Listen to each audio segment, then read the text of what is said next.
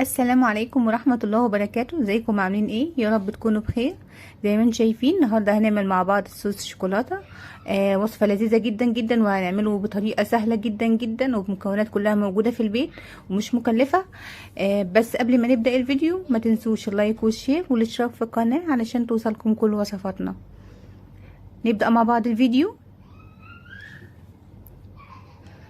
اول خطوه معايا طبعا المكونات اللي هنستخدمها. زي ما احنا شايفين معايا هنا كوبايه لبن حليب، معايا كمان كوبايه سكر، معايا كوبايه الا ربع زيت، ومعايا كمان 3 معالق كبيره كاكاو خام، كاكاو بودر. مهم جدا طبعا هو يكون خام علشان يدينا الوصفه بتاعتنا تبقى مظبوطه. اول حاجه هعملها طبعا هجيب الخلاط زي ما انتم شايفين، وهبدا انزل فيه بالسكر، كوبايه سكر، وهضيف عليها كوباية لبن، وهبدأ اخلطهم مع بعض كويس جدا لحد لما السكر بتاعي يدوب تماما ويختفي تماما.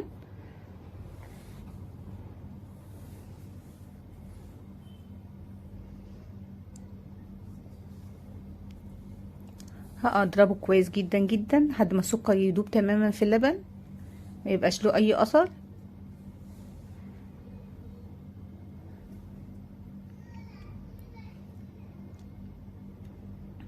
كده خلاص انا ضربته كويس جدا والسكر خلاص اختفى تماما زي ما انتم شايفين. دلوقتي هبدأ اضيف الكاكاو وهبدأ اخلطه بنفس الطريقة.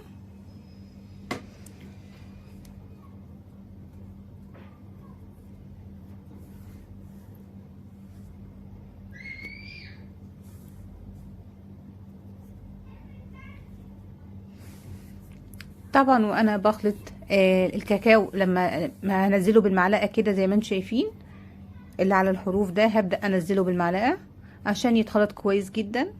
مهم جدا ان احنا نخلطه كويس قوي قبل ما نضيف الزيت كمان.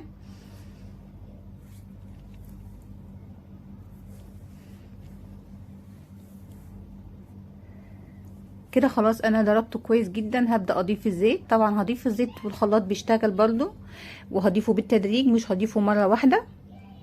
يعني هستمر في اضافه الزيت وانا بخلط والخلاط شغال، مش هوقفه.